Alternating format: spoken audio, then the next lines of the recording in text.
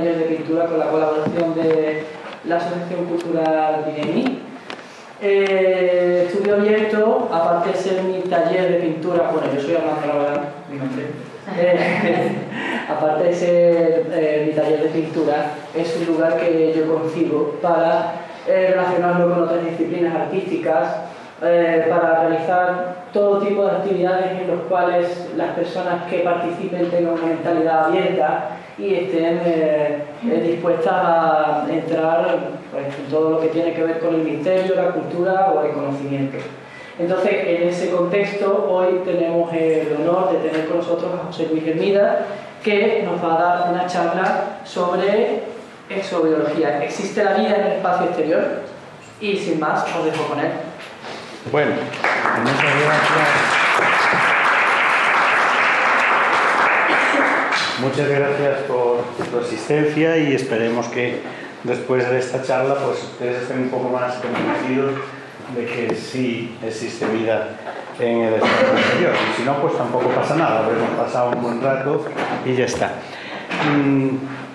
Yo no me voy a basar en supersticiones, ni en parece ser qué, ni alguien dice qué. Me voy a basar en declaraciones de los máximos investigadores, premios Nobel, máximos investigadores de la NASA y personas que se han dedicado a este tema, el tema de la posibilidad de vida extraterrestre fuera de nuestro planeta. Obviamente, vida extraterrestre fuera y bien, por eso también es vida extraterrestre en nuestro planeta. Hay una cosa en la que todo el mundo está de acuerdo. Existe vida extraterrestre, eso no lo niega nadie. Lo que pasa que ahora las discusiones vienen a qué nivel funciona esa vida. Si es una vida ya evolucionada, si está al mismo nivel de desarrollo como el que estamos nosotros, o si es una vida todavía primaria a nivel de bacterias, microorganismos, etcétera, etcétera. Y esa es la cuestión. Y entonces lo que tratamos a lo largo de esta charla, les pueden interrumpir cuando quieran, donde quedamos, pues vamos a ver cómo la mayor parte de los científicos de primera fila, en cuanto se lo diga, ustedes lo reconocerán perfectamente, piensan que la vida extraterrestre es una vida evolucionada y que nosotros somos resultado de esa vida extraterrestre que de alguna forma llegó aquí en forma de esporas, en forma de ADN y que tenemos muchos hermanos en muchos sitios. La siembra de la vida ha sido universal, no solo en un pequeño planeta de la última galaxia del universo conocido. Entonces yo me voy a sentar porque tengo aquí una serie de anotaciones para que vean la exactitud de lo que les voy a decir, pero en cualquier momento interrumpimos y hablamos de lo que ustedes quieran, ¿vale? Bueno, hay un proverbio maya que dice: soy hijo del barro, pero también soy hijo del cielo estrellado. Proverbio maya. Si tuviéramos que resumir esta charla, pues ese proverbio nos da para empezar, para continuar y para cerrar, porque no hay nada más exacto que eso. Nosotros estamos hechos de polvo de estrellas, eso también ya no lo duda nadie. La siembra de la vida en el universo ha sido universal. ¿Y cómo se siembra la vida en el universo? Pues por los meteoritos y por los cometas. Los meteoritos, como vamos a demostrar, tienen ADN y tienen ARN que al ir cayendo en los planetas locales, si encuentran una zona suficientemente adecuada, el mar, la temperatura, el entorno, pues se desarrolla ese ADN y ese ADN va generando vida. De hecho, en la cola de los cometas es donde viene el ADN. Los cometas son trozos de hielo sucio, inmensos trozos de hielo sucio que van dando unas órbitas alrededor de los universos ya muy lejanos, no solo los locales, unas elipses tremendas, y al acercarse a los universos locales, donde hay un sistema solar, pues el calor de ese sistema solar derrite el hielo, la cabecera del cometa, que es de hielo, pueden ser cientos de kilómetros de hielo sucio, y entonces ese vapor que produce ese Sol que estaría por aquí, al irse acercando, pues es un vapor de agua que forma la cola de los cometas. Esa cola, al irse alejando el núcleo principal del cometa, se va cayendo a la Tierra en forma de, bueno, a la Tierra o a cualquier planeta cercano, en forma de polvo por la atracción de la gravedad de los planetas. A lo mejor tarda años en caer al planeta local, pero cae. Cuando cae en el mar y encuentra una temperatura idónea, pues ese ADN precursor se va convirtiendo en un ADN cada vez más complicado. Surgen lo que decía Oparín, los coacervados, que son unas células mínimas, organismos unicelulares, que se juntan con otros organismos unicelulares por conveniencia. Es decir, uno es especialista en motilidad, en moverse, otro es especialista en la digestión, otro es especialista en la reproducción, etcétera, etcétera. Y entonces, cuando esa unión es tan óptima, tan buena, las membranas intercelulares de esos organismos se desaparecen y se forma un solo organismo, que es lo que nosotros conocemos como los precursores de vida. Se mueven, se alimentan, se reproducen y se dividen por meiosis, mitosis, todo eso que nos han contado tantísimas veces. Lo curioso es que la vida, como hemos dicho, nace del agua.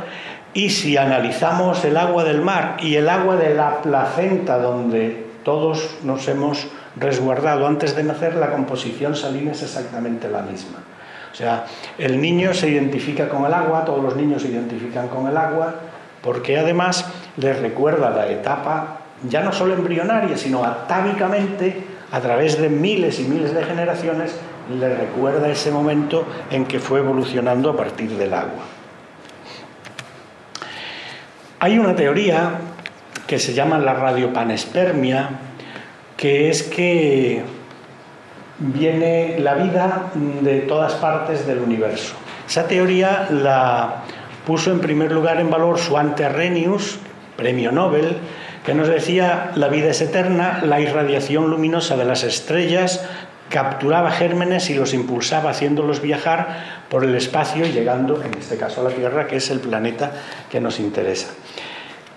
La panespermia, que fue una de las primeras teorías de Svante Arrhenius, premio Nobel, la siguió luego Fred Hoyle.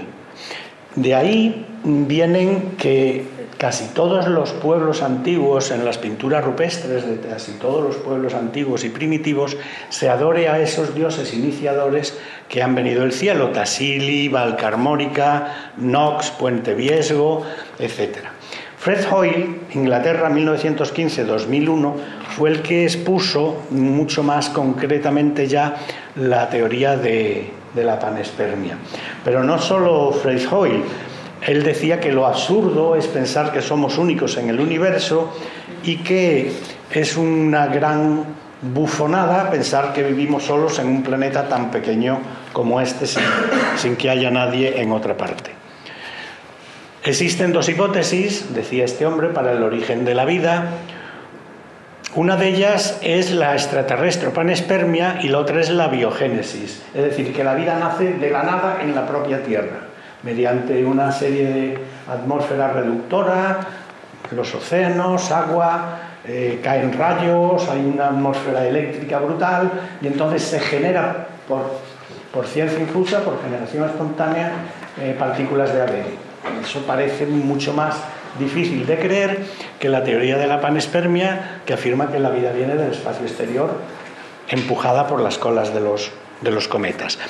Pero claro, esto no deja de ser una teoría hasta que nos encontramos con auténticos meteoritos que han caído a la Tierra. Este es el meteorito ALH 84001, que viene de Marte. Su origen es marciano, todo el mundo lo identifica como marciano. Se descubrió el 25 de diciembre del 84 y contiene estructuras probablemente causadas por vida microscópica.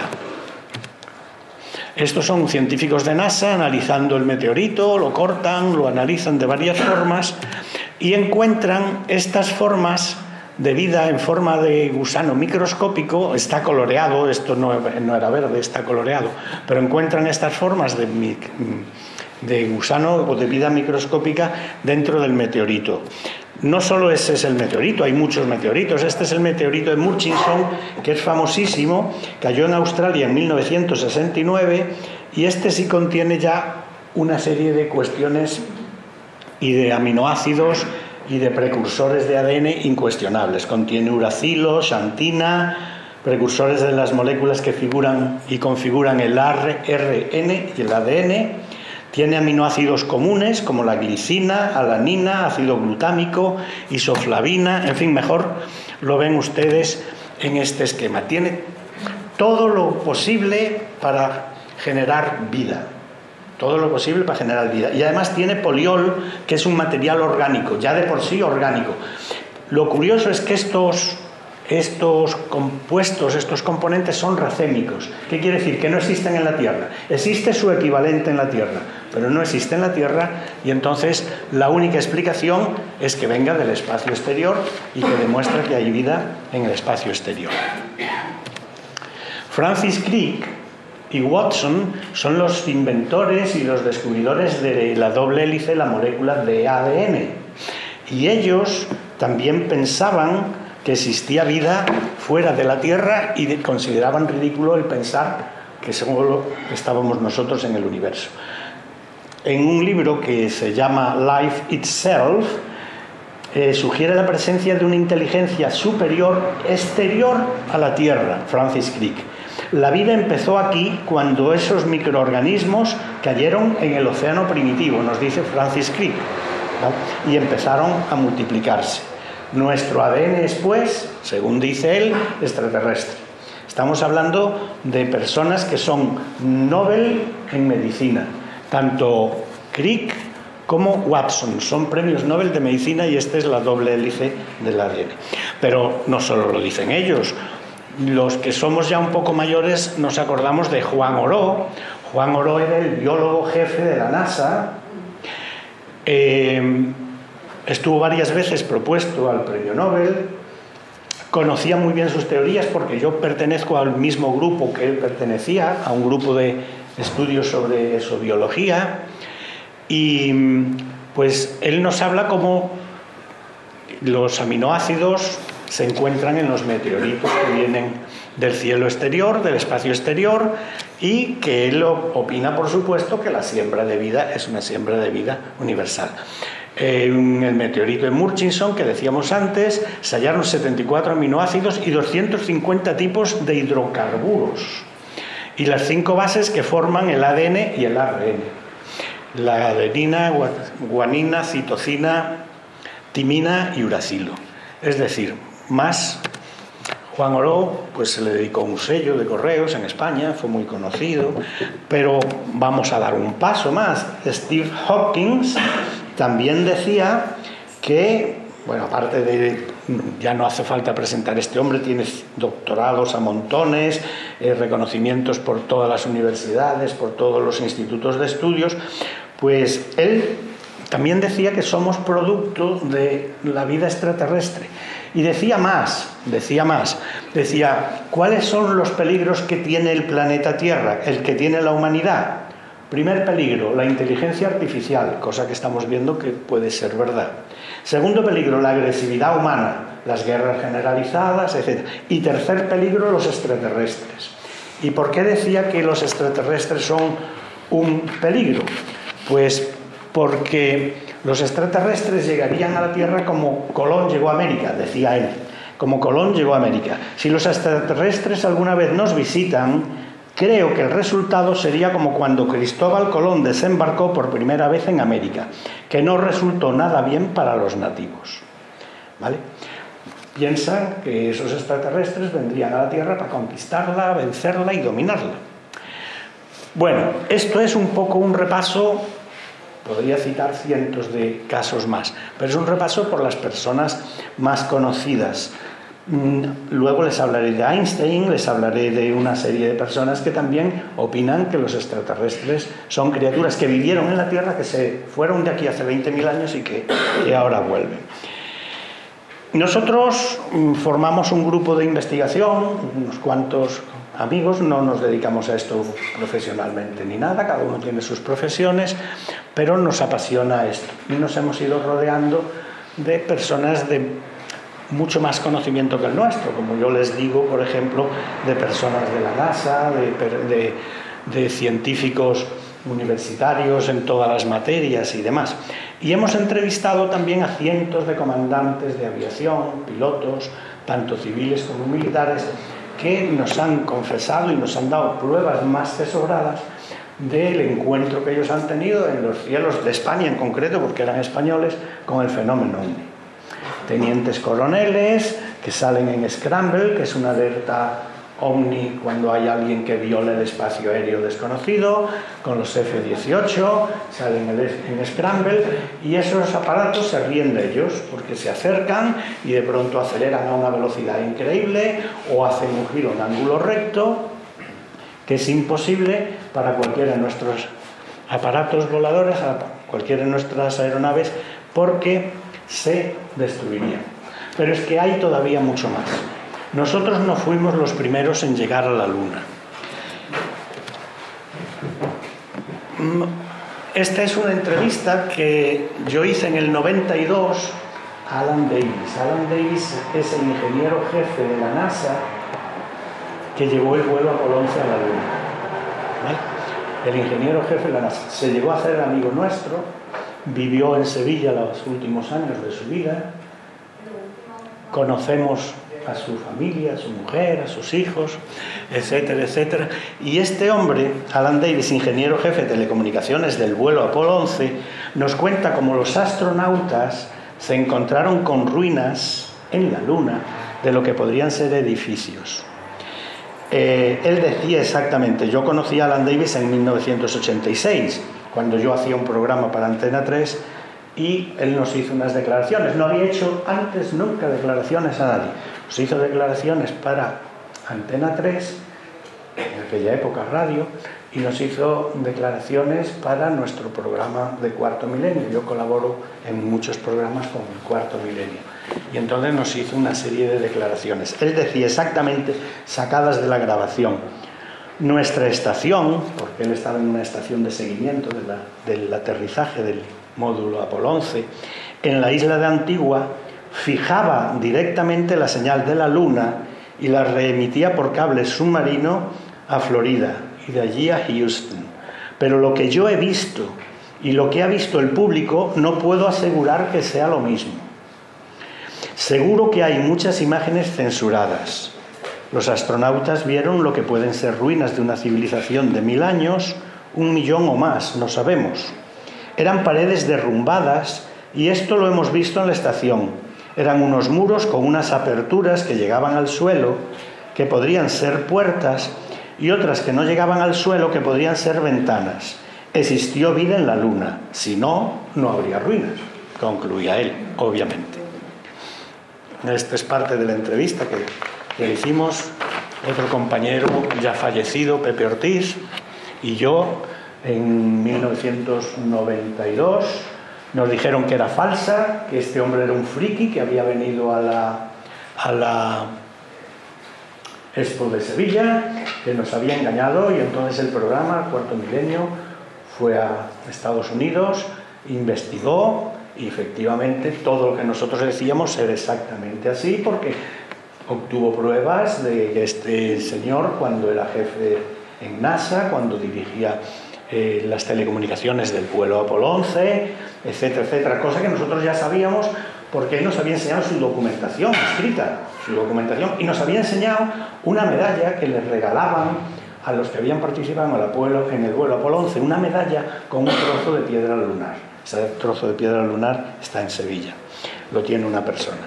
Vale, bueno, pero ya no es solo eso. Hay un libro que yo traía en mi maletín, pero pesaba mucho y lo dejé en casa, que se llama The Dark Mission, Misión Oscura, la Misión Oscura, la historia secreta de la NASA, que está hecho por Richard Hoagland, que fue un colaborador durante muchísimo tiempo de la NASA, y que reúne declaraciones y fotos de la Luna y sus ruinas. Algunas de ellas las podemos ver aquí.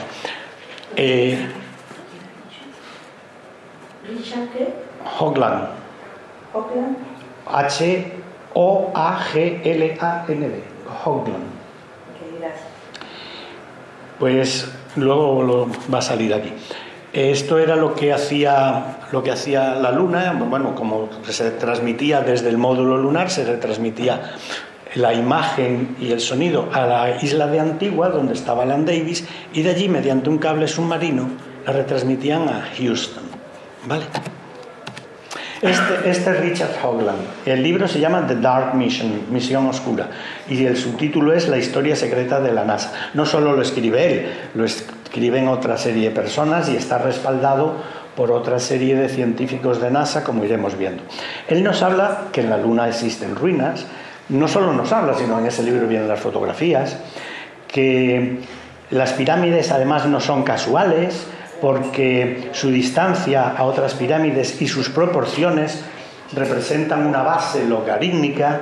El valor del número n, 372, sobre el número pi, 314, es la razón de la esfera teórica que incluiría en su interior a la pirámide.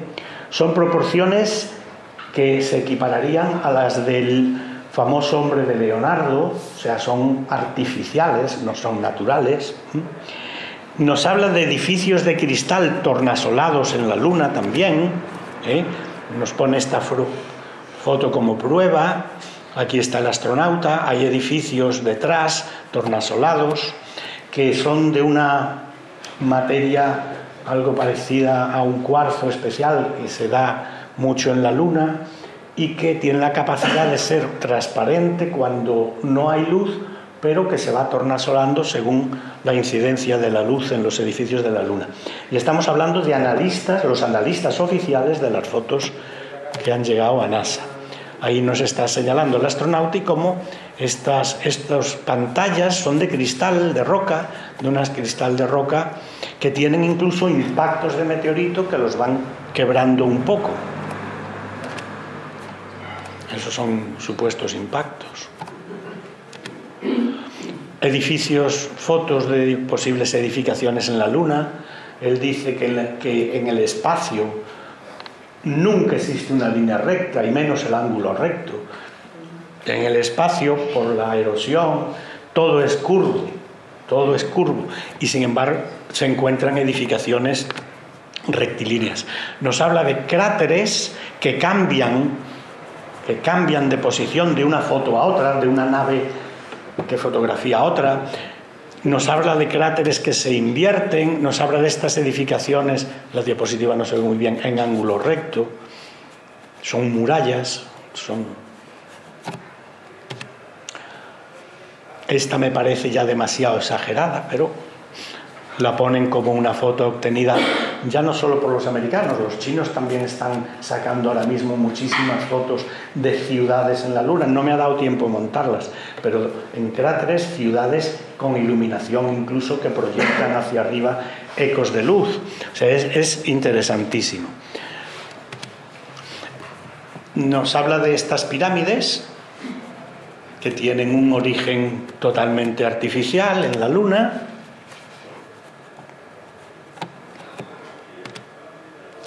Y no solo él, sino nos habla también un tal Ken Johnson, que es el responsable de archivos y catalogación de imágenes de NASA, y otros compañeros de Alan Davis, como Maurice Chetelain, jefe de comunicaciones de NASA, que ha afirmado en diferentes ocasiones que vuelos espaciales como el Apolo y el Gemini han informado de avistamientos ovni.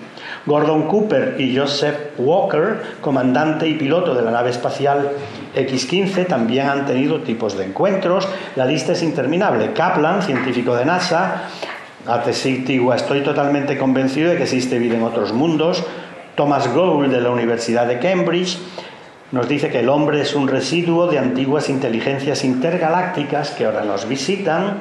Y Albert Einstein, al que todos conocemos, pues nos dice: los extraterrestres existen, son un pueblo que habitó la Tierra hace 20.000 años y ahora vuelven. De hecho, parece que si no es ridículo que nos gastemos tantos miles de millones en mandar mensajes como este al espacio exterior en nuestras naves. Esto es una placa de platino que va en las naves. Esto es una localización según el sistema solar en el que vivimos. La nave de exploración, que es esta es la forma real de la nave, sale del planeta Tierra,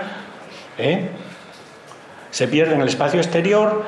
Hay que interpretar, esta es la forma que tenemos, más o menos, la nave nuevamente repetida en grande, la sonda espacial, y nos dice que hay que interpretar esto por la molécula de hidrógeno intergaláctico, la molécula de hidrógeno de 2 átomos de hidrógeno, y este es el pulsar, la estrella brillante pulsante más cercana a nosotros, y estas son las distancias en proporción de dónde estamos. O sea, se toman muchísimas molestias para hablar y comunicarle a posibles personas del espacio exterior nuestra existencia aquí. Esta es otra de las placas que se manda, que está en código binario, porque se sobreentiende que cualquier civilización avanzada tiene que conocer el código binario, y aquí pues habla de nuestro planeta, de nuestra Tierra, de cómo somos, etcétera, etcétera, etcétera. ¿Vale?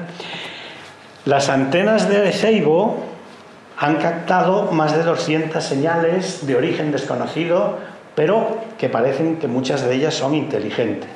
De hecho, en 1973 hubo un congreso en Barcelona para analizar estas señales de un origen inteligente. Y Marconi se comenta que llegó a captar en Morse la letra V del espacio exterior. Bueno, pues si a eso añadimos que hay agua en la Luna, ya nadie lo cuestiona, hasta la portada de ABC saca fotos de agua en la Luna. Ruinas de edificio de cristal más fuertes que el acero diseñadas por mentes inteligentes. Monolitos en la Luna. En el libro salen fotos de monolitos en la Luna. Marcas en la superficie lunar de vehículos que se mueven y que se desplazan por la superficie lunar. Luces vistas y fotografiadas en la superficie de la Luna, como yo les decía antes, esas supuestas ciudades que habían fotografiado los chinos, con resplandores hacia arriba. Cambios de forma, tamaño, incluso desaparición total de cráteres que están en una foto y en la siguiente serie han desaparecido, o se han invertido o se han movido. Y entonces eso nos lleva a pensar y nos lleva a decir que Papá Noel existe. ¿Qué es esto de Papá Noel existe? Pues esto de que Papá Noel existe es la contraseña que tenían los astronautas para comunicar a la Tierra si encontraban rastros de vida inteligente. Era en julio, ustedes se acordarán que cuando alunizaron era en julio del 69, nada que ver con Papá Noel, pero la clave que tenían era Papá Noel. De hecho, cuando los astronautas llegaron a la Luna, empezaron a decir: Dios mío, esto es increíble, lo que estamos viendo es increíble, increíble. Y desde la Tierra le contestaron: Brava Tango, código Tango, es decir, vuelvan ustedes al lenguaje secreto que hemos dicho que no se puede hablar, que cualquiera nos puede escuchar. Y ellos entonces siguieron: pero esto es increíble, ustedes no se creerían lo que estamos viendo. Y le volvieron a decir que volvieran al lenguaje secreto de comunicaciones. Y entonces ellos dijeron: Papá Noel existe. ¿Vale? Yo le pregunté a Alan y le dije: Alan, después de todo esto que hemos hablado, porque estuvimos hablando días y días y días de cosas que yo, claro, les puedo contar y otras que ni siquiera les puedo contar. Estuvimos hablando días y días y días y le dije: Alan, ¿Papá Noel existe? Se quedó mirándonos y dice: pues sí, Papá Noel existe.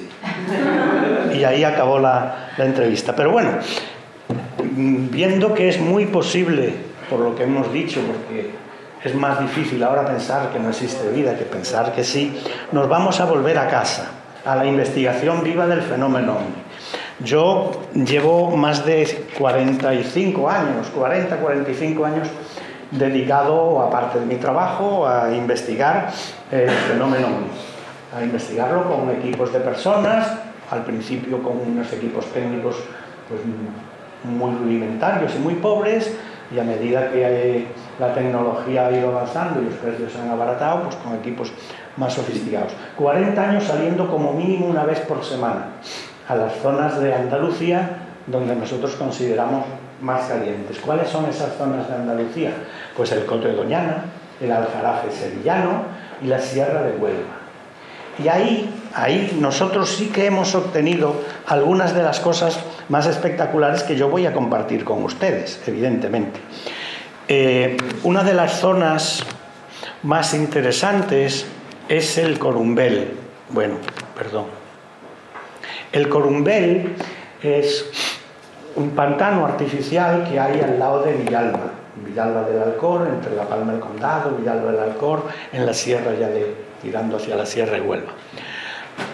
Sitio de civilizaciones fenicias, de hecho hay tumbas fenicias. Parece un paisaje prehistórico, pero ahí organizamos una observación, el programa de Iker organizó una observación a nivel nacional y a mí me tocó el coordinar la parte de Huelva en la observación. Por el documento importante les voy a poner algo que va a ser la primera vez que lo ven, que es la filmación durante 7 minutos seguidos de un fenómeno ovni. Estábamos haciendo la observación del fenómeno, estábamos observando, mirando al cielo, más de 65 personas, y a las 4 en punto de la mañana, pues aparece algo en el cielo que ustedes van a ver. El equipo de Cuarto Milenio se había ido a hacer una filmación con uno de nuestros compañeros al Coto de Doñana, que era otra sede de investigación, y nos quedamos allí. Pero para suerte estaba un compañero de La Palma del Condado, Televisión de La Palma, que a pesar del momento de nervios, todo el mundo diciendo ahí están, logró echarse la cámara al hombro y filmar a pulso más de 7 minutos de ese fenómeno que vimos. Ese fenómeno que vimos, que ahora lo van a ver ustedes en un resumen, pues lo contrastamos con una serie de observatorios astronómicos que esa noche estaban de guardia y que nos habían facilitado la posibilidad de conectar con ellos para ver si había algún tipo de satélite, algún tipo de vuelo, algún tipo en la zona. Y nos dijeron que nada, que ni hablar, que no había nada, y menos a esa altura y menos con ese movimiento. Era una especie de diamante en forma de pera que se movía delante nuestra a saltos, se paraba, subía, volvía a bajar, dientes de sierra, se paraba, retrocedía, volvía a avanzar hasta que se perdió en la lejanía, siendo fotografiado a su vez por otro grupo que estaba en contacto con nosotros en Villanueva del Ariscal. El mismo ovni, la misma nave, siguiendo una trayectoria totalmente irregular. Yo ahora tengo que cortar esto. Esta es una de las fotos del ovni que se vio.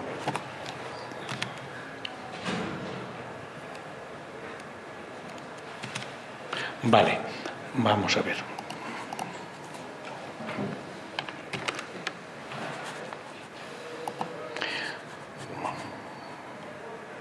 Luego volvemos, pero la filmación es esta.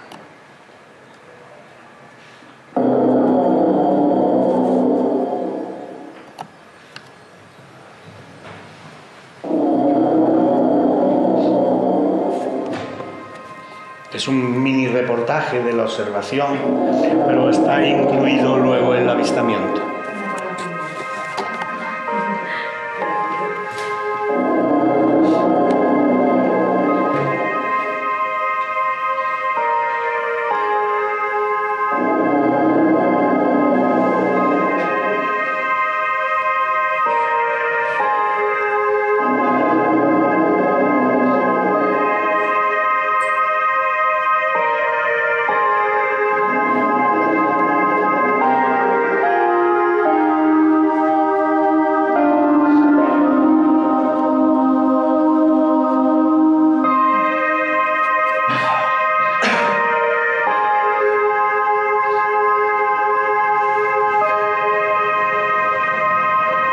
Esta mujer estaba embarazada, le advertimos que no fuera porque ya estaba cumplida de 2 semanas y dijo que su máximo placer sería que el niño naciera ahí.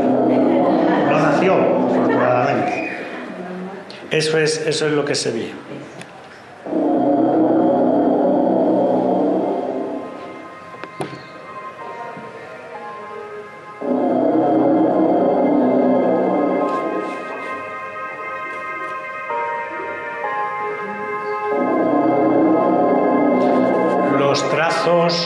que van viendo azules son las estrellas, porque claro, él va moviendo la cámara con la mano. Entonces los trazos azules no se ven muy bien con la luz, pero los trazos azules, los puntos azules son las estrellas que al ir moviendo y siguiendo el ovni, pues se van viendo pasar.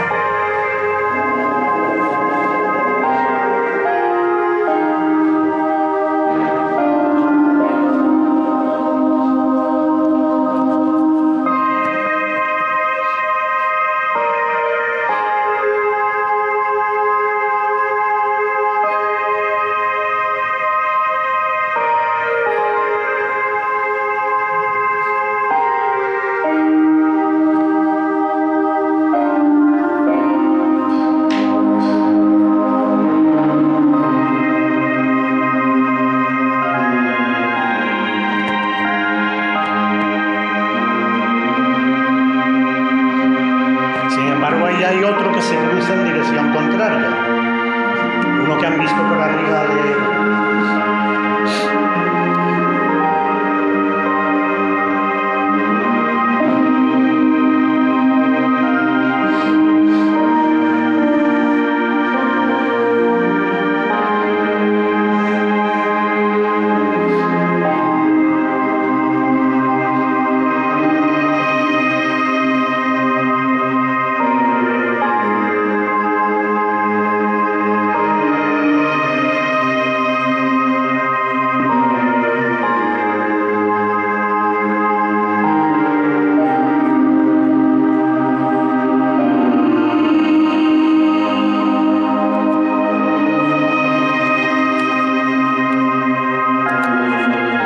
Así sigue 8 o 9 minutos, ¿eh?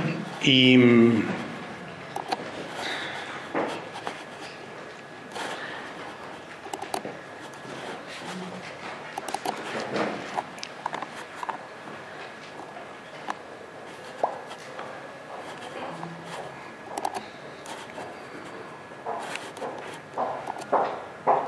vale, esto es como decíamos antes. El resultado es como una especie de diamante o de pera que se va moviendo. En la diapositiva esta no se ve muy bien, pero... no sé. Vale. Aquí en otras, aquí hay mucha luz, se ven las cabezas de las personas que están observando. Esto va a unos 45-50 grados del horizonte, lo que indica que es satélite y eso pues absolutamente nada. Aquí no se ven las cabezas, pero en otras, que en más oscuridad, sí se ven las cabezas de la gente observando. Claro, imagínense, se han fotografiado cientos de veces, 65 personas. En aquel momento, a las 4 de la madrugada, ya no quedarían las 65, habría 40. Pero fotografías por todas partes. Bueno, una de las cosas que el fenómeno OVNI tiene, el fenómeno OVNI cercano, es que se produce un efecto, cuando se ve muy cerca, se produce un efecto magnético que hace que el tiempo se distorsione, el espacio continuo tiempo se distorsiona y entonces se pierde la noción del tiempo y da la sensación de que han pasado 5 minutos y han pasado 2 horas de los testigos que están allí. Eso me pasó a mí en el Coto de Doñana, a mí y a un grupo de personas en el Coto de Doñana. Nosotros habíamos ido al Coto, teníamos un permiso de entrada en la reserva especial. De hecho, en el Palacio del Coto hay fotos mías de ovnis que allí hemos grabado. Vimos de pronto, bueno, era una hora determinada, se lo puedo decir, el día fue...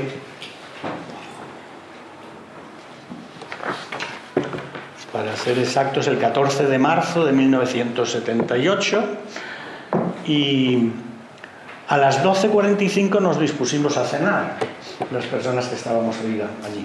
Ese día íbamos a ir 8 personas, pero acabamos yendo 3.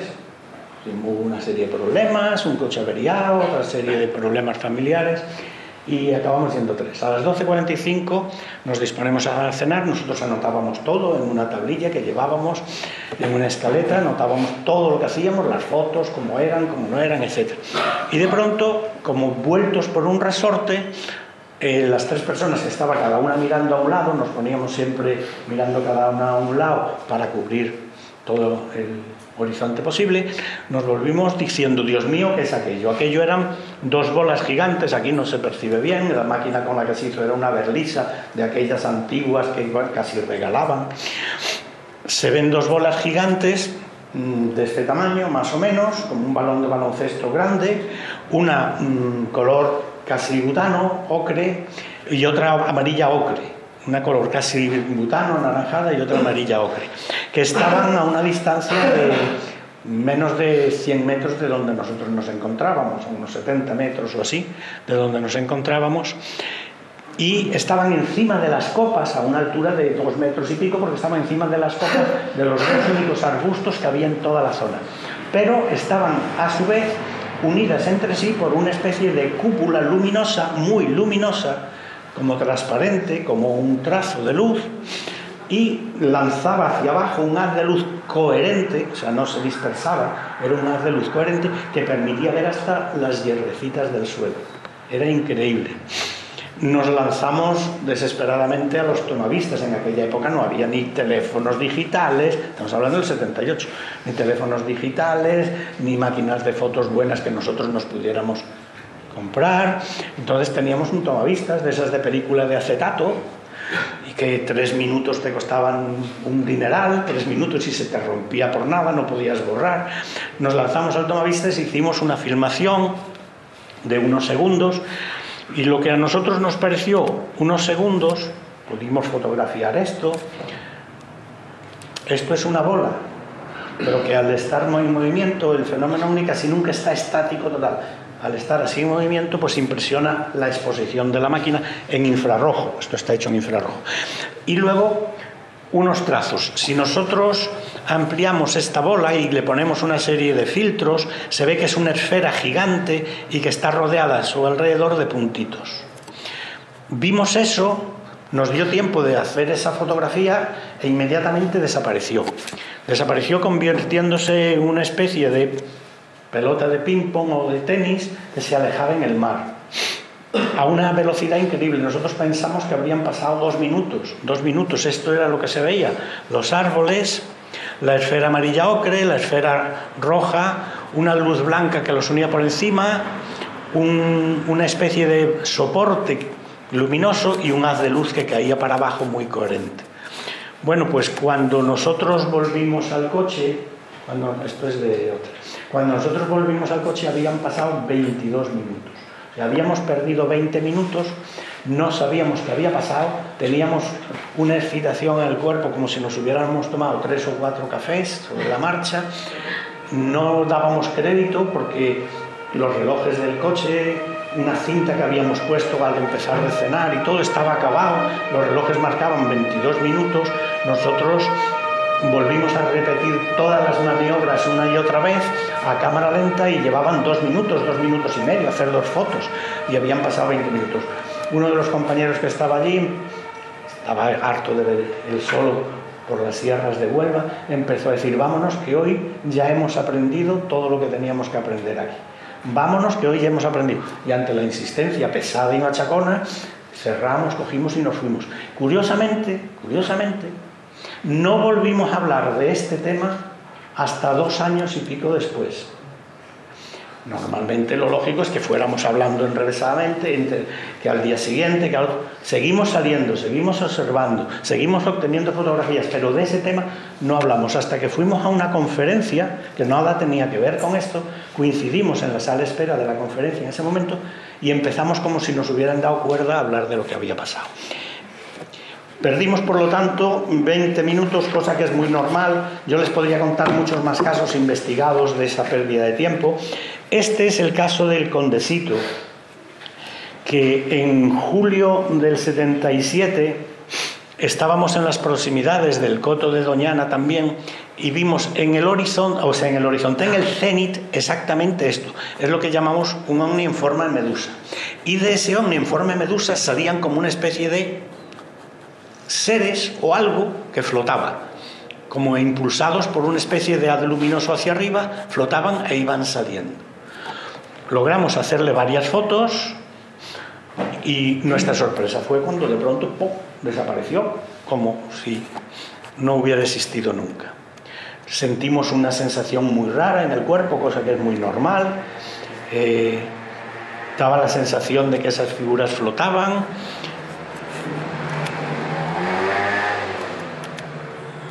Esto no lo vamos a contar para no hacer la cosa más larga, vamos a pasarlo. Es otra pérdida de tiempo en Tejedo de Ancares, en el Valle de los Ancares, en León. Le pasó a este matrimonio, también fue una pérdida de tiempo de varias horas. Se tuvieron que refugiar en esa caseta ante un ovni gigante, una luminosidad gigante de la que salían unas bolas que se movían. Era una sola bola que se movía por muchísimos sitios y daba la sensación de que eran varias las que se encendían, hasta que se elevó una especie de serpentina al cielo, desapareciendo.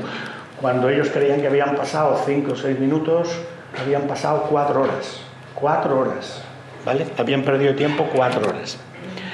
Este caso es para mí uno de los casos más bonitos que he investigado. No sé si es porque tiene un aspecto sentimental. Yo lo llamo una puerta abajo del cielo, porque eso es lo que nos dijo el abuelito. Fue a principios de los 80, el lugar una casa perdida de Dios y del mundo en la Sierra Mágina, en Jaén. Yo iba por allí, por aquella época, y en los bares del pueblo, cuando ya vas teniendo confianza, pues hay gente que te cuenta que pasan cosas. Y allí nos contaron que había una señora y un abuelo que le habían pasado una serie de cosas, que se había encontrado un bicho de esos, que le habían pasado cosas muy raras, que estaban locos perdidos. Después de mucho esfuerzo, ir hilando muchísimas cosas, pues yo llegué a la casa donde, perdida en medio de olivares y descampado total, donde ellos vivían. El coche no podía llegar, tuve que dejarlo a más de 1,5 kilómetros o 2, tuve que ir andando. Y cuando la mujer me vio acercarme, pues lo primero es que se puso en guardia, como diciendo, este hombre que viene allí, si allí no los iría a visitar nadie, nunca en la vida, ¿quién iba a ir allí? Entonces cuando, pues balbuceando un poco, le dije que me habían contado en el pueblo que ellos habían tenido, el abuelo y el nieto habían tenido una experiencia muy extraña. Ella dice, no, yo no quiero saber nada, además el abuelo está muy mal, usted lo ve ahí, el abuelo está muy mal. El abuelo estaba sentado en el porche de la casita, un porchecito de madera, muy humilde, una casita de piedra muy humilde. Estaba sentado con un callao y una gorrita, casi quieto, casi inmóvil, con una cara muy morena, muy tostada, pero casi inmóvil. Y entonces yo le dije que bueno, que yo le prometía que no hacía ni una sola foto, que no grababa nada, y le daba mi palabra, que si, ya que estaba allí, que me contara el caso, por lo menos. Y entonces ella se sentó en el porchecito y me empezó a contar que hace tiempo el abuelo tenía la costumbre de salir con el nieto, se apartaba por las noches, sobre todo de verano, de la casita, y se iba a una charca que había ahí donde croaban las ranas, donde había el canto de los autillos, de los búhos, y que cada noche al niño le regalaba una estrella. Regalarle una estrella es que le decía cómo se llamaba, pues esta se llama Aldebarán, pues esta se llama Alfa Centauri, esta se llama Orión. Y el niño, pues como él ya sabía el nombre, es como si la estrella fuera suya. Llegaba a casa diciendo, mamá, ya tengo una estrella. Y era la que el abuelo le había regalado esa noche. Un buen día, como todas las noches, se alejaron de la casa y vieron una serie de estrellas fugaces como habían visto otras veces. Lo que pasa es que estas eran más numerosas y estaban en una zona del cielo como chisporroteando. Y de pronto, una de ellas baja a tierra, como una especie de bengala, baja a tierra, toca tierra delante de ellos, a muy pocos metros de ellos, y se levanta una línea de luz, como a unos 2 metros, y se abre una puerta. Se abre una puerta de luz en medio del campo. Entonces se quedan pues, aturdidos, alucinados, sobre todo cuando ven que la luz de esa puerta está dejando entrever las sombras de unos seres muy altos, muy estilizados, como de unos 2 metros, con forma humanoide, pero no le ven la cara, solo ven las sombras que se mueven dentro de esa luz. Entonces el niño empieza a gritar, abuelo, los fantasmas, son fantasmas. Y el abuelo, asustado, coge al niño y lo echa para el suelo, porque no sabe qué está pasando, está tan aterrado como el niño. El niño se queda detrás de una roca que había allí con el abuelo, hasta que de pronto ven 2 figuras que sobresalen de las demás y que el niño reconoce como las sombras del abuelo y de él. Y dice, abuelo, ahí estamos tú y yo. y da un grito y se levanta y quiere irse para allá. Y en ese momento la puerta empieza a cerrarse, se convierte en una línea que baja, se convierte en una bola de luz y sale disparada hacia el cielo. Entonces el niño le pregunta: abuelo, ¿qué es eso que hemos visto? ¿Qué es eso que hemos visto? Y el abuelo le dice: eso es una puerta que bajó del cielo. Al cabo de varios años, hay una cosa muy curiosa en este caso, que es la pérdida de tiempo también. La madre ya estaba desesperada, quería ir andando al pueblo a pedir ayuda porque se habían perdido, en teoría. Llevaba 1 hora y pico, casi 2, que el abuelo y el niño habían desaparecido, y por más que ella llamaba y por más que ella gritaba en los alrededores, nadie le contestaba. Cuando vuelven, cuando ella ya se había cambiado para ir al pueblo, andando, casi era 1 hora andando al pueblo a pedir ayuda, aparecen ellos tan sonrientes, asustados, contándole lo que les ha pasado. Ella les echa una bronca increíble, pero el niño dice: mamá, pero si hemos estado ahí en la charca como siempre, y hemos estado 10 minutitos nada más, y habían pasado 2 horas. Bueno, pues al cabo de varios años yo volví, porque volví por esa zona y volví a esa casa. El abuelo ya se había muerto. Bueno, cuando me fui, el abuelo no dijo nada. Lo único que musitó cuando ella me dijo: venían diciendo que era una puerta. El abuelo dijo: sí, se abrió una puerta, bajó del cielo. Lo único que dijo. Y cuando ya me iba, se levantó la cabeza, miró y dice: con Dios, amigo. Y se volvió a quedar así, como bloqueado totalmente, ante la sorpresa total y absoluta de la hija. Cuando volví varios años después, el abuelo había muerto. La hija me dijo que el hijo ya se había hecho un poquito mayor, estaba en el pueblo, en una fiesta, que ella quería irse de allí porque quería que su niño fuera estudiado, que su niño estudiara, que aquello no era vida para ella, ni para el niño. Vivían de una pensión del abuelo y de una pensión de viudedad de ella, de una huertecita mínima en un pedregal que tenía allí, y que el niño, a partir del día que el abuelo se murió, era todavía pequeñito, iba todos los días al campo a ver si se abría la puerta por donde él pensaba que se había ido el abuelo. Es una historia preciosa. Volví una tercera vez para ver qué había pasado y ya la casa estaba totalmente en ruinas. La casa, esto es la zona, la casa estaba totalmente en ruinas, no habían vivido, ya no vivía nadie allí. Y en las tabernas de los pueblos cercanos, que eran las que me habían dicho algo del tema, me habían dicho que se habían ido, que le habían perdido la pista, que se había ido de allí. Y entonces ya yo me sentí libre para contar. Yo sé que han muerto, la madre también ha muerto. Yo les he dado un nombre, Carmen y Manuel, que son ficticios. El niño no sabe nada. Y entonces yo me he visto libre ya para publicar eso, porque yo le publiqué que en vida, le prometí que en vida jamás contaría este caso.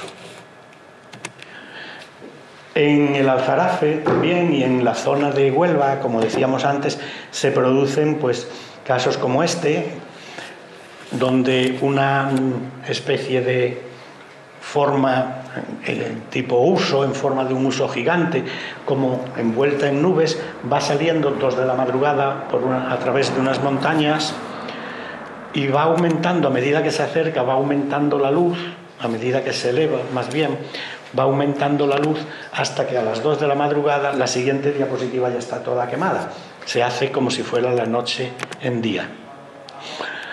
Este caso también lo vamos a saltar, porque si no luego ustedes no me van a preguntar nada. Este es un caso que sucedió en Rosal de la Frontera. Este es un guardiña portugués que nos informó que había entrado en España con el coche oficial persiguiendo un ovni, se había ido a la Guardia Civil y le había dicho que había aterrizado un ovni, dieron una batida, hubo mucha gente que lo vio y fue una especie de cúpula luminosa que aterrizó en un prado en medio de España y Portugal. Ahí estamos haciéndole la entrevista con el equipo de Cuarto Milenio. Otro de los casos muy curiosos es el caso del Castañuelo, que sucedió en 1970. Juanito, el de los Prados, en el Castañuelo, va a recoger el ganado para llevarlo a casa, lleva un saco de bellotas y de pronto ve como un frigorífico enorme que cae del cielo con unas ventanas y unas luces, haciendo ruido y echando humo, cae del suelo, y dice que en ese momento se queda paralizado, Las ovejas y el perro quedan paralizados. Y él se queda paralizado, ve todo, siente todo, oye todo, pero no puede moverse, se queda paralizado durante varios minutos, hasta que de pronto aquello, con un ruido muy grande, vuelve a echar una especie de humo, según decía él, de vapor, y se eleva en el cielo y empiezan a moverse. Y cuando le preguntábamos, bueno, pero Juan, ¿y el saco que tú llevabas? Dice, el saco que yo llevaba, yo no me acordaba ni que llevaba saco, no me pesaba para nada, se quedó estático, inmóvil. Esto ha pasado muchísimas veces en el fenómeno OVNI. Este es una calle de ese pueblo, y otro caso interesantísimo es el de Ceferina Vargas. Es muy interesante porque lo pudimos seguir durante montones y montones de años. Este caso, la primera vez que tuvimos noticias fue en el verano del 77, en un pueblecito de Huelva que se llama La Escalada, ¿vale? Esta chica, de unos 20 y tantos años a la sazón, va a ayudar a su abuela en un pueblo cercano, tiene que ir por un caminito, el pueblo de La Escalada son 5 casas, mal contadas, 5 casas, tiene que ir por un caminito, tiene que cruzar un arroyo, para ir a un pueblo cercano, que tampoco es pueblo, son 6 o 7 casas, para ayudar a la abuela a limpiar la casa, y de pronto ve que del arroyo, cuando lo va a cruzar, sale un resplandor, que ella al principio piensa que es el foco de una bicicleta, foco que se le ponía antes a las bicicletas, es que al ir rodando la rueda iba rozando una dinamo y salía. Y se queda así mirando el fogonazo, foco de una bicicleta, sigue andando y de pronto ve un fogonazo mucho mayor que la ciega. Entonces le empieza a entrar una especie de mareo y de cansancio enorme. Se queda quieta, se sienta en una piedra que hay allí al lado y de pronto ve como del arroyo flotando salen 2 seres. Esta es Ceferina hoy, tiempo cambia, en el sitio donde pasó eso. Este es el arroyo donde le pasó y ve 2 seres así, un hombre y una mujer. Esta es la mujer de 2 metros de alta, rubia, muy rubia, con el pelo casi blanco, vestidos con unas túnicas de unos colores muy llamativos, y este es el supuesto hombre con el pelo en bucles muy rizado, la nariz y la boca son una raya y 2 agujeros, las cejas altísimas, y que hablan en un idioma que ella no conoce, hablan en un lenguaje que ella no conoce, y entonces en ese momento se desmaya. Cuando despierta, para ella habían pasado segundos, pues resulta que han pasado por nuestros cálculos más de 40 minutos, comprueba, nota, lo primero que nota es que tiene el bolso abierto, va corriendo al pueblo y cuando llega al pueblo se da cuenta que le falta el carnet de identidad y las manecillas del reloj, pero el cristal está puesto. Esto es el fenómeno del absurdo, es un fenómeno que va acompañado del fenómeno OVNI. Le faltan las manecillas del reloj, pero el cristal está puesto y el reloj está en su pulsera. Y el carnet de identidad. Entonces va a la Guardia Civil, lo comenta, la Guardia Civil la cree totalmente y se va a hacer una batida, y durante varios días está haciendo una batida, buscando, evidentemente no las manecillas, pero sí el carnet. Y no aparece nada. A ella se le enrojecen los ojos, tiene una irritación muy fuerte en los ojos, va al médico, el médico la trata durante unos días y todo desaparece hasta hoy en día. No volvió jamás a ese sitio, hasta que nosotros la llevamos. Y no quería ir, nosotros tampoco la queríamos forzar. Yo le dije, Ceferina, ¿nos podías acercar solo al camino para encarrilarnos un poquito y tú nos dices todo recto y nosotros vamos? De alguna forma encontró confianza y nos acompañó al camino y nos contó todo en el sitio. Curiosamente, ella había perdido también tiempo. Curiosamente, en ese sitio las máquinas de fotos, en ese mismo sitio no funcionan. Los aparatos electrónicos de medida y las máquinas de fotos no funcionan. Te apartas 5 metros y ya funcionan. Otra cosa que también suele pasar con el fenómeno OVNI. Este es otro caso muy bonito, pero no sé si contárselo o no. Bueno, es el caso de José Luis y Ana en Alnalcollar. Una pareja viene de una fiesta de Alnalcollar. Sus padres le han advertido que ella, que es muy joven, tiene que llegar a casa 1 hora. Estamos hablando del año 82. Eso es inflexible, hay que llegar a casa 1 hora, y más viniendo con el novio de un pueblo de al lado. Pero cuando se van acercando al pueblo, al lago, pues ven como unos destellos en el cielo, muchos fenómenos ovnis empiezan por destellos que se ven en el cielo. Ven unos destellos en el cielo y de pronto como una mancha roja. Se paran y se dan cuenta que esa mancha roja se va convirtiendo en una especie de tragaluz rojo que da a un pasillo. Se abre como un diafragma y sale una pompa de jabón en forma de lenteja de color azul, envuelta en un halo.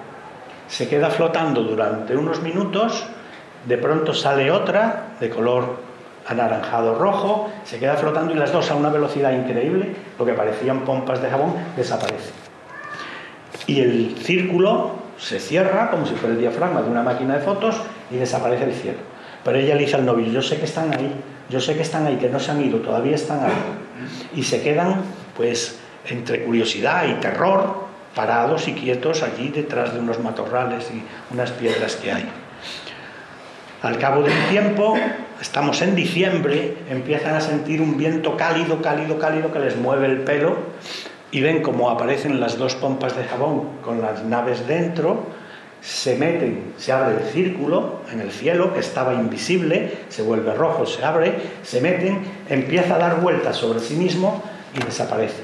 Claro, para ellos han pasado 10 minutos, 15 minutos, pero cuando llega al pueblo se lleva una riña de los padres tremenda porque han pasado más de 2 horas. En todo este proceso, que para ellos parecieron minutos, han pasado más de 2 horas. Esta es una foto hecha en esa misma zona, por supuesto no tenemos fotos de esa zona, y menos ellos. Y estas son las antiguas minas de Aznalcóllar y esta es una foto hecha en exposición que hicimos nosotros. Si se dan cuenta, esta es la Osa Mayor. Al estar la cámara en exposición, las estrellas marcan trazos porque se van moviendo. Sin embargo, aquí, si se pudiera aumentar, hay como una especie de lenteja, de lenteja que va en dirección contraria y echa unos haces de luz hacia arriba y hacia abajo. Esa es la ionización que produce el fenómeno ovni cuando se mueve en el aire a una velocidad muy grande. Esto pasó también en Gerena, entre Gerena y Olivares, una nave tipo Uso. Está en exposición. Estas son estrellas que hay, que parecen ganchitos porque hemos puesto la máquina encima del coche y claro, temblábamos un poco y ponemos en exposición en infrarrojo para que esto esté envuelto en un halo, en una burbuja, si acaso la vemos en la otra diapositiva, y de pronto por un camino cercano aparece un coche, se ven clarísimamente ahí los focos. Entonces nosotros paramos la exposición de la máquina para que no nos vele la máquina. Esto es lo que se ve de una forma aumentada y curiosamente, cuando después que se da el coche hacemos una serie de fotos más, ya no aparece nada, pero en una de ellas aparece, donde antes estaba la nave, un manchón rojo, un trazo rojo, y donde estaban los focos del coche, 2 puntitos rojos. El calor remanente que queda de lo que había, que es captada por los infrarrojos. Esta es un tipo de nave que yo les digo, es una especie de nave lenticular que gira sobre sí mismo y produce estos chorros de fotones hacia arriba y hacia abajo, porque gira a tal velocidad que le permite protegerse de la atmósfera terrestre y van normalmente envueltas en un halo como una pompa que es la que les separa de la gravedad.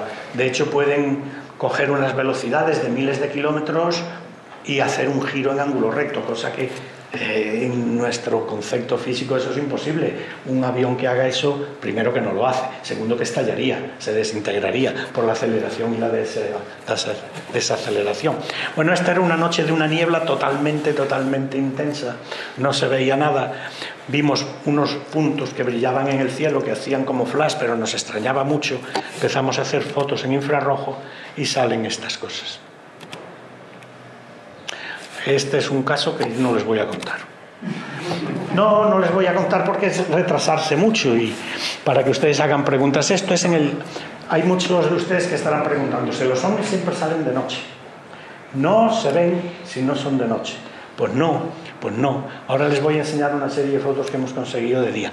Esto es el Utrera, el pantano del Águila de Utrera. Estamos haciendo observaciones ahí, de vez en cuando hacemos observaciones. Y estas son parte de los resultados que a lo largo de los años hemos ido obteniendo. ¿Vale?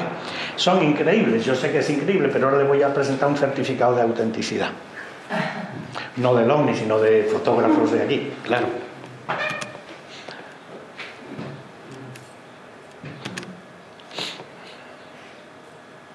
Es la zona, vivo, de Utrera, del Pantano del Pintado y de las afueras de la misma, de Utrera. Bueno, esta es la Torre de Mocha. Yo tendría ahora que parar esto un segundo. Bueno, tampoco lo vamos a hacer, para que nos dé tiempo del otro. Ahí en la zona esa de la Torre Mocha ha habido un aterrizaje de una especie de ánfora, de nave gigante, y ante la vista de 5 cazadores salió un ser muy alto. La zona estaba húmeda porque había llovido mucho todos los días anteriores, y cuando nosotros llegamos logramos ver huellas en el suelo que se dirigían desde donde supuestamente se había posado la nave, que tenía 3 puntos de hundidura en el suelo muy profundos, y había unas huellas enormes que se acercaban al río y luego volvían. Los cazadores habían dicho que habían visto a ese ser que salía por una rampa de la nave, se acercaba al río, cogía agua no para beber obviamente, sino para muestras bacteriológicas, bacterianas, que es lo que suelen hacer, y se había vuelto, y entonces la nave había subido. Ellos estaban tirados en el suelo porque pensaban al principio que era el Land Rover de la Guardia Civil y eran cazadores furtivos, pero cuando vieron aquello se dieron cuenta que no, y en cuanto esto salió para arriba salieron corriendo y se lo contaron a Joaquín Mateos, que es uno de los más veteranos investigadores del fenómeno de España. Hicimos un molde de las huellas, pues imagínense ustedes, casi medio metro. Hay que tener en cuenta que eran botas, pero esas eran las huellas que...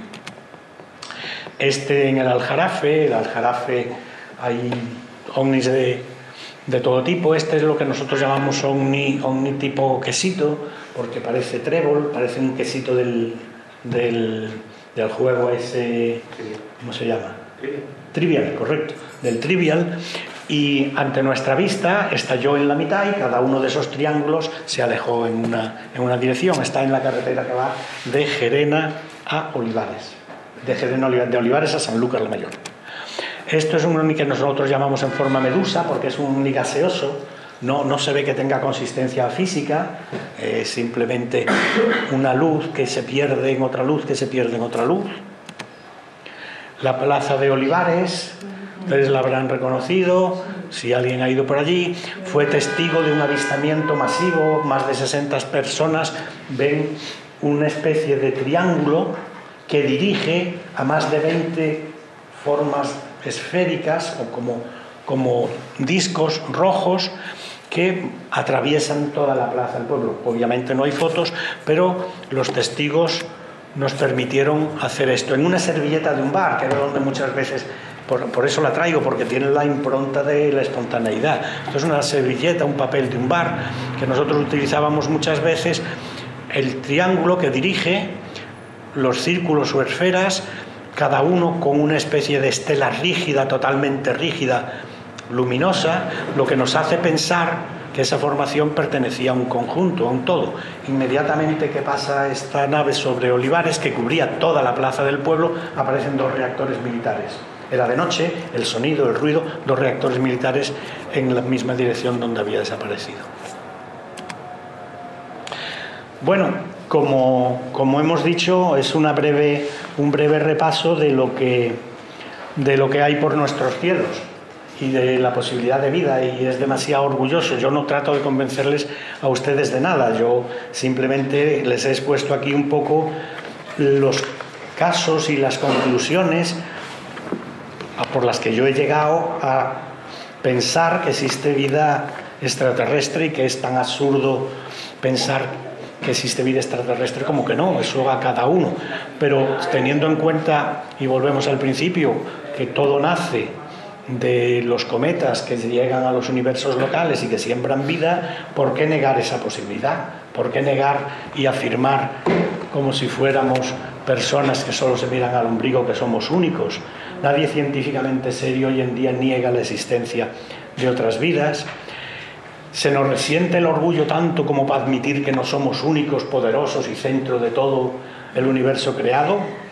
¿Se revienta nuestro egocentrismo de alguna forma? Nos reímos muchas veces cuando alguien nos habla de esto, nos reímos, pero psicológicamente les aseguro que no es ni más ni menos que para tapar nuestros propios miedos. Nos da miedo lo desconocido y entonces nos reímos o lo criticamos, porque no lo comprendemos o no somos capaces. ¿Y la ciencia qué dice? Pues la ciencia está dividida. Hay parte de ciencia, como les he demostrado, algunos tan importantes como Einstein, que creían en la vida de extraterrestres y en vida inteligente. Otros dicen que no, pero claro, probablemente esos que dicen que no es esa misma ciencia que aseguraba que nada más pesado del aire iba a volar, mientras los hermanos Wright estaban pasando por encima del aula donde Newcomb estaba diciendo que jamás nada más pesado que el aire iba a volar, y estaban pasando con su prototipo de avión. O cuando los ingenieros de movimiento decían que un tren jamás podría pasar de 60 kilómetros por hora porque se haría un vacío inmenso en el interior y morirían todas las personas asfixiadas. Y ahí tenemos trenes que van a 300 y pico, 400, 500, y que aviones inmensamente más pesados que el aire vuelan. Es decir, es cuestión de abrir un poco la mente, y en un momento dado, cuando alguien nos afirma yo no creo, pues será porque no tienes información, será porque no te preocupas de saber lo que hay detrás de todo esto, porque te es más fácil dedicarte a otras cosas, lícitas totalmente. Pero la gente muchas veces habla de su propia ignorancia. Bueno, pues esto es todo. Si ustedes tienen alguna pregunta que yo pueda contestarles, sí. Yo tengo varias, pero no sé si tengo tres preguntas, decir las tres preguntas y bueno, o una por una. Como usted quiera, haga una por una y así las vamos contestando. Hace muchísimo tiempo de que en Estados Unidos, en el área 51, dicen que hay hasta 7 extraterrestres diferentes. Hasta ahí llego, digo, la oportunidad primero darle las gracias, porque me parece interesante. Muchísimas gracias. En el área 51 confirmados fue donde se llevaron los 3 cadáveres que cayeron en el desierto de Nuevo México en una nave. Y la nave cayó probablemente por mal funcionamiento de su sistema gravitacional, cayó a tierra. Cuando llegó el Ejército del Aire americano, se encontraron con una nave que no podían abrir. Cuando lograron abrirla, encontraron 2 cadáveres y uno que daba signos, un cuerpo que daba signos de vida. Lo llevaron inmediatamente al hospital y los médicos pues no sabían qué hacer, porque no sabían por dónde meter mano. Empezaron a hacerle una serie de pruebas y murió. Cuando luego le hicieron la autopsia, descubrieron lo que yo les he dicho, que tiene circulación sanguínea, doble circulación, grupos sanguíneos, es decir, por dentro es exactamente igual que nosotros, y que había muerto de una hemorragia, probablemente por un golpe contra alguno de los aparatos interiores de la nave. 3, 7 yo nunca he oído, pero esos 3 sí están confirmados que ha habido. Esos 3 están guardados en hidrógeno líquido, ionizados, para posteriores análisis y estudios. A mí me han asegurado que no solo los americanos tienen cadáveres crionizados de extraterrestres y partes y trozos de nave, sino que también lo tienen los chinos y probablemente los canadienses, evidentemente los rusos, que tienen datos muy fehacientes de que el fenómeno es real y que todo esto existe. Siguiente pregunta. Me pongo ya de pie porque ya no voy a tener que seguir. Perdón. Sí, me ha gustado ver la serie, ahora con lo que ha dicho, porque un poco. Yo vivo en un lugar un poco peculiar, porque es como una casa urbana nomás, y por detrás veo el campo. Vivo en Bellavista y veo toda la costa, también veo los barcos por dentro.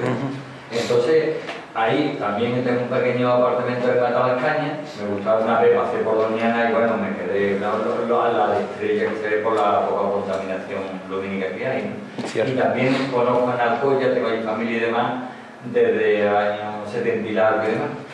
Entonces recordará que nunca le da importancia, porque bueno, digo, esas son cosas. lo que a mí me ha llamado la atención, que a mí es una cosa, yo siempre veo que es una cosa óptica mía, que yo veo puntos, como que yo diga que son estrellas, y cuando me quedo fijo veo algunos movimientos que serían miles de kilómetros por segundo.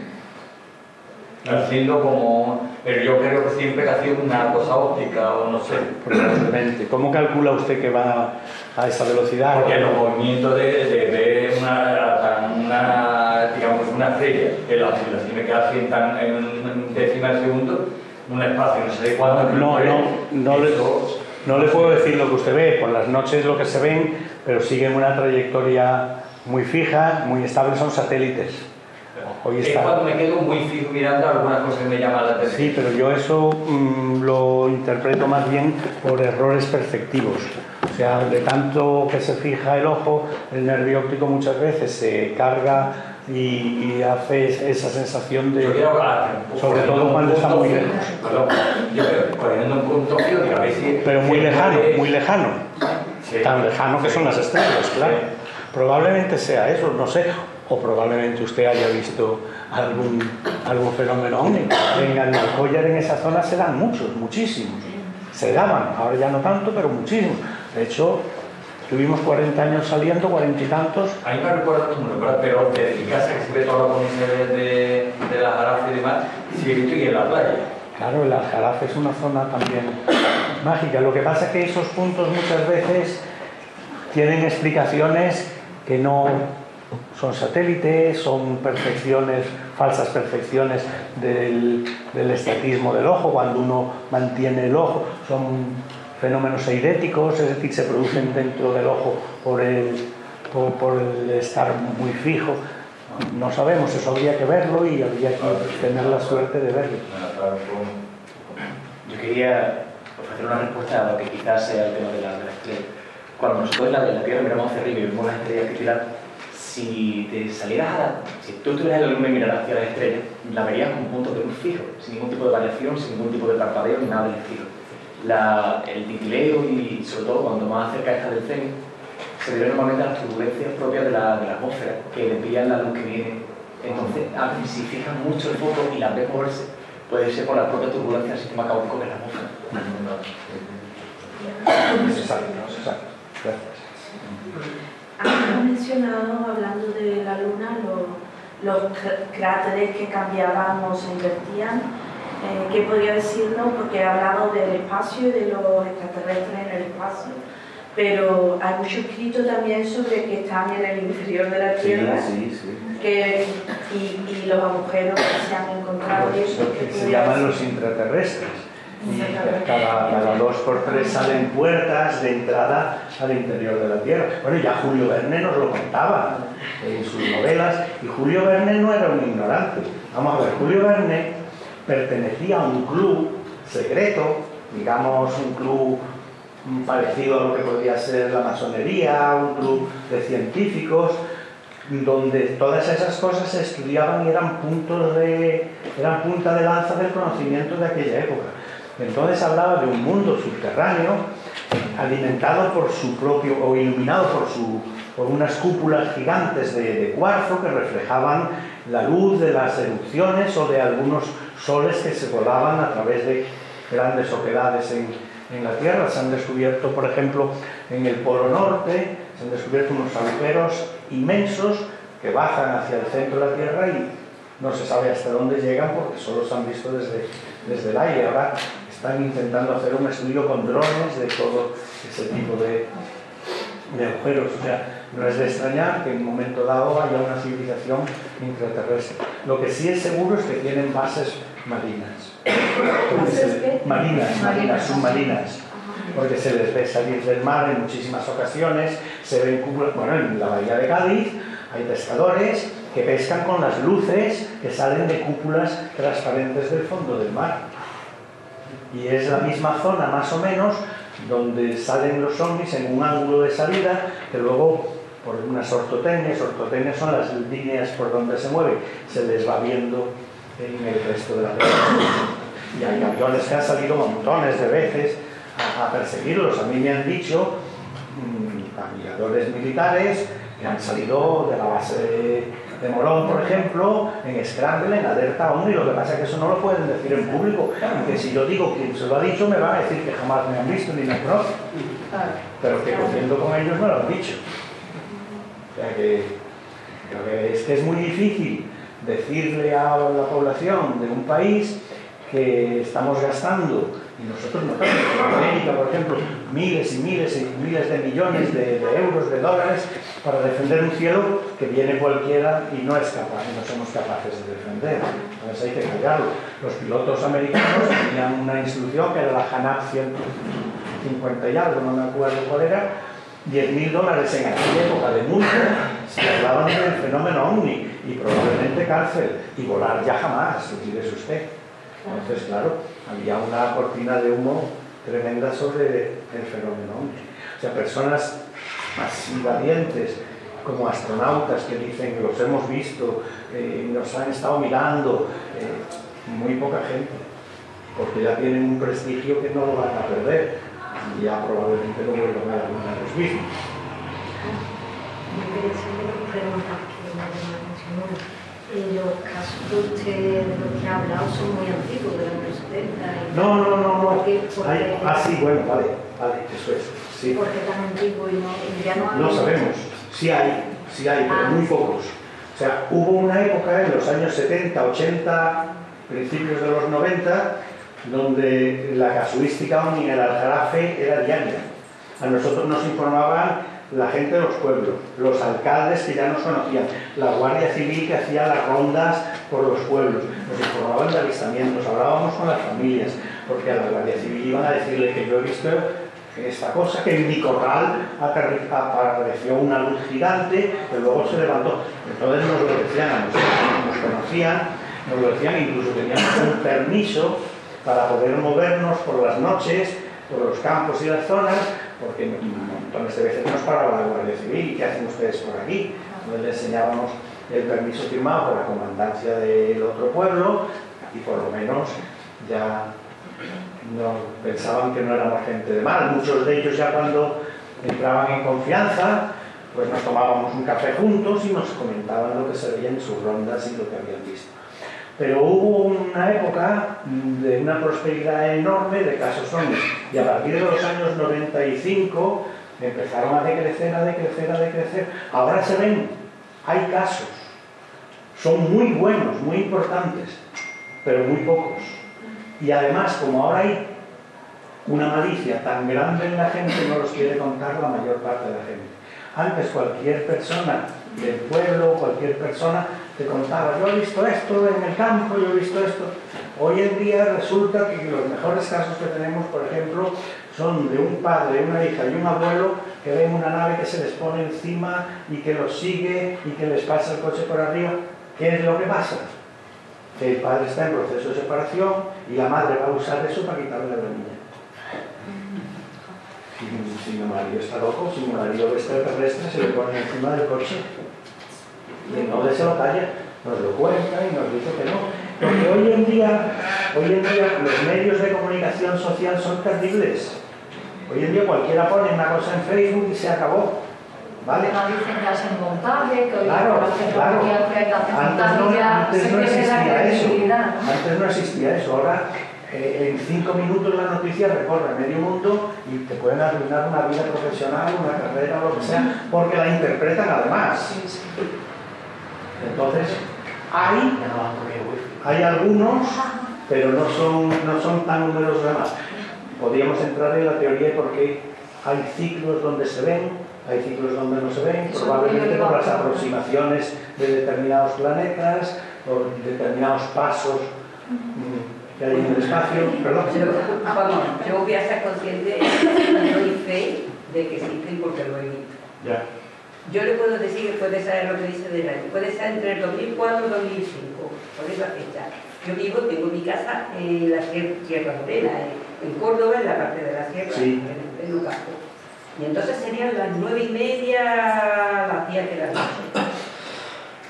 Con mi cara, bajo la escalera, noche de luna llena, la luna completamente llena, y 2 ciclones iban moviéndose en dirección hacia la luna. iba uno, volvía, se cruzaba. Eso era. Entonces yo me quedé impactada. Llamé a mi marido, digo, ¿tú estás viendo lo que estoy viendo yo? Y dice, sí, claro que lo estoy viendo. Estuvieron casi media hora. A media hora se desaparecieron. Y eso fue en el 2004, 2004, 2005, por ahí. Yo puedo hacer, tengo que averiguar a qué fecha. Pues yo le dejo mi correo y sí, nos ponemos en contacto porque nosotros tenemos un catálogo de toda Andalucía. Esto está a la altura donde está la base militar, de Cerro Muriano. Sí. Por ahí es por donde yo tengo la casa. Le decía que tenemos un catálogo de toda Andalucía desde 1400 y pico. Sí, y vamos anotando y entonces es para comparar zonas, sitios. Le voy a decir, fue el punto que a mí me dio porque yo no tenía cámara de fotos ni tenía teléfono, porque todos estaban los teléfonos móviles con las cámaras empezando a... Y desde ese momento digo, vamos, es que no me va a faltar a mí porque me faltó eso. Pues ahora le doy estoy segura mi teléfono y mi email y podríamos contactar y hablar un poco de eso, a ver si hay casos. Sí, era completamente como dos lunas y con un cuando está la luna llena que tiene así el borde, así, y un movimiento no ligero, pero iban en dirección a la luna, llegaban, se cruzaban, eso era el movimiento. Cuando quedan para ir a una observación, puede ser que vayan y no vean nada. En el 99,9% de las veces no vemos nunca nada. Y más ahora, ¿no? Claro, no vemos nunca nada. Lo normal, nosotros salimos por las zonas donde estadísticamente se ven más. Las zonas donde pensamos lo que nosotros llamamos zonas calientes. El Coto, Andalcollar, la parte del Corumbé en Huelva, toda esa parte, que son los sitios donde nos podemos ir para salir y volver en una noche, ¿no? Aunque volvamos a las 3 o 4 de la madrugada. Pero el 99,9% no vemos nada. Nos consideramos afortunados por haber hecho algunas de esas fotos después de 45 años. Una vez por semana y durante varios años 2 veces por semana. Porque los martes íbamos al Coto de Doñana, porque teníamos un permiso especial, porque al día siguiente nosotros trabajábamos en la enseñanza y al día siguiente daba la casualidad que los que podíamos ir no teníamos clase hasta las 11 y entonces pues nos íbamos y aunque volviéramos a las 2 pues todavía podíamos dormir. Entonces íbamos los martes, que por cierto cuando vimos el aparato ese pues nos tiramos a un foco polarizado de luz diciendo martes coto para que decirle, oye, que estamos aquí los martes, que si queréis volver, pero claro, eso lo hemos visto 5 o 6 veces, todo lo demás es... Y una vez que avistan, que ven que es algo, ¿cómo detectan que no es efectivamente un fenómeno único? Bueno, porque por descarte, porque no es ni un avión, tiene un comportamiento inteligente, se mueve, parece compacto.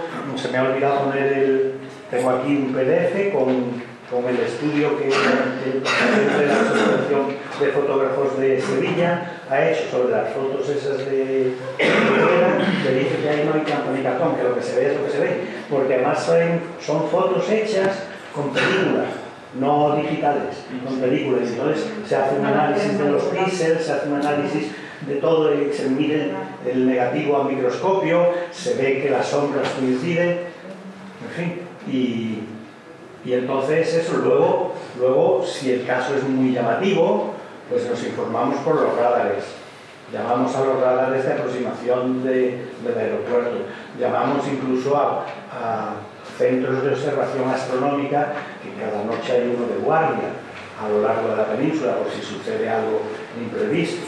Y entonces llamamos a ver si hay. En algunos casos ni nos contestan, pero en otros nos dicen no, en esa direccional, en esa zona, ahí no había nada, no hay ningún tránsito de avión, no hay ningún satélite que se pueda confundir, porque partiendo la base de un satélite a 45 grados no va. Un satélite va a acelerar de un lado para otro, pero a 45 grados no va. Y entonces vamos descartando lo que no es. Llevamos unos detectores que cambian y alertan de cambio del campo magnético en el sitio donde tú estás viéndolo. un campo magnético que influye en una brújula, eso no se puede cambiar así con la mente. Digamos, sí se puede, pero eso es otra conferencia, pero no se puede cambiar con la mente. Entonces, si hay una serie de detectores que te están dando la indicación de que hay una alteración al campo magnético y sabemos que cada vez que se da una presencia que nosotros creemos real del fenómeno OVNI, hay una aberración en el campo magnético de la zona.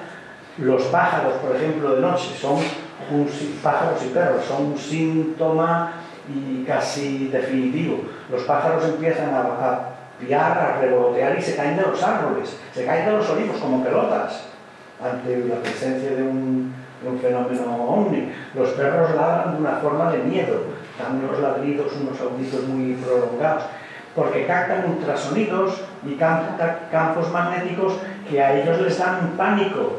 Nosotros, como no los captamos, somos así de torpes, pues no podemos, pero nuestros aparatos sí los captan. A veces no vemos, ojo, a veces nuestros ojos no ven lo que luego sale en la fotografía. Nosotros percibimos alteraciones en el entorno magnético y empezamos a hacer fotos como locos. Y luego, al revelar las fotos, salen estos dibujos, esas formas. ¿Por qué? Porque nuestro ojo no ve el infrarrojo ni el ultravioleta. Sin embargo, los carretes de las máquinas sí captan parte del infrarrojo y del ultravioleta. Carretes especiales, claro. De los que se te quedan antes, había que mandarlos a revelar a Londres y a París, porque aquí no había, revelado por orden, se quedaban, mandábamos 70 carretes y desaparecían. Ahora ya con las máquinas digitales. Sí, tenía otra pregunta. ¿Es posible que lo que llamamos fenómeno extraterrestre sea un mundo paralelo a nuestro, que no podemos percibir y que ellos, por su capacidad de sus descubrimientos, puedan acceder temporalmente yo estoy convencido de que los mundos paralelos, las esferas paralelas, las dimensiones paralelas son parte de la explicación de muchos de los fenómenos OVNI y de muchos de los fenómenos de fantasmogénesis. Porque de los fantasmas. Sí, fantasmas. Sí. Hay momentos en que hay dimensiones diferentes. De personas que pueden ver. Esas dimensiones llega un momento en que rozan entre sí, tienen un segmento de roce en común, de información de una salta a la otra y se ve algo aberrante que no encaja ni en el espacio, ni en el tiempo, ni en el lugar, pero está ahí, a ti te consideran un loco y se ha acabado. Pero ahí está. Nosotros tenemos varios casos así, de investigaciones de fantasmas, la explicación de fantasmas, la más rara, la que no es casi nunca, es un ser que se ha muerto, que se ha desencarnado y viene aquí. Eso no. Son energías que quedan aquí o energías que saltan de un plano a otro. Esos planos están fuera y dentro a la vez. Nosotros decimos, no, lo que hay aquí lo vemos. Pues no. Aquí solo hay la dimensión que nosotros vivimos en ella. No, este es el ejemplo de una botella. Usted coge una botella, la llena de arena. Dice, aquí ya no cabe nada. Sin embargo, echa agua, el agua se filtra entre los granos de arena y coexisten perfectamente sin molestarse, sin saber del uno del otro. Aquí ya no cabe nada, pero echas aire, partículas de aire y las moléculas de aire se unen con la arena y con el agua, es decir, conviven con la arena y con el agua, no se molestan, no se interrumpen, y son tres dimensiones que están coexistiendo. Aquí hay dimensiones que coexisten con nosotros, dimensiones de espacio y de tiempo, y entonces mucha de la información que a veces recibimos son zonas donde por una serie de circunstancias hay una alteración del campo magnético, del campo telúrico, del campo dimensional, y se comunican. Yo creo, por ejemplo, que las pérdidas de tiempo por el campo magnético son vórtices, se pasa a otro vórtice y luego tienes la suerte de volver a aparecer. Pero los aviones de T-54 Rangers no aparecieron todavía, ¿vale? O sea, desaparecieron horas después de que ya tenían que haber perdido hasta la última gota de combustible. Horas después se les oye comunicación con la base diciendo no vengáis, que esto no es de este mundo, no vengáis a buscarnos, que no es de este mundo, el cielo se ha convertido en la tierra y la tierra se ha convertido en el cielo, esto no tiene sentido. están atravesando un vórtice dimensional probablemente. Luego salen montones de aviones, claro, no les hacen caso, sale un T-Martin con 13 tripulantes, luego salen barcos, y es la mayor búsqueda que hubo en la historia de la humanidad, porque era la época de la Guerra Fría con la Unión Soviética, y entonces es que ni siquiera aparece un pecio. Un pecio es cuando un avión o un barco se hunde, al cabo de un cierto tiempo, las partes flotantes salen, revientan con la presión, salen a la superficie, y el depósito de los combustibles y el aceite, pues nada. Nada, no aparece nada. Y entonces hay quien dice que ahí en esa zona, que era donde estaba la Atlántida, se produce una alteración, probablemente por algún tipo de aparatos que ellos tenían o por alguna fuerza telúrica que hace que se salte de dimensión. Es donde está el triángulo de las Bermudas. Que ahí en los Cayos de Florida, muy cerquita, fue donde desapareció esta escuadrilla de aviones. Yo he vivido en Miami muchos años. De hecho, me daba miedo yo por esa zona, por el mar. No solo ha pasado eso, han pasado varias cosas. En esa zona, en los Cayos de Florida, han pasado barcos que de pronto aparecen flotando sin la tripulación, con la comida todavía caliente, el caso del mar y celeste, y nadie sabe cómo. Dicen, se han tirado todos al mar y luego no han podido subir. No, porque eso hoy en día se sabe que hay intentos de subir, arañazos para subir, güey. Nada. En fin, es como si alguien hubiera llegado, los hubiera convencido, o bien por las buenas o bien de fuerza, los hubiera absorbido una fuerza enorme y desaparecido. Pero ese campo dimensional, yo creo que esas esferas que se comunican, yo creo que es la mayor parte de la explicación de los fenómenos paranormales que suceden.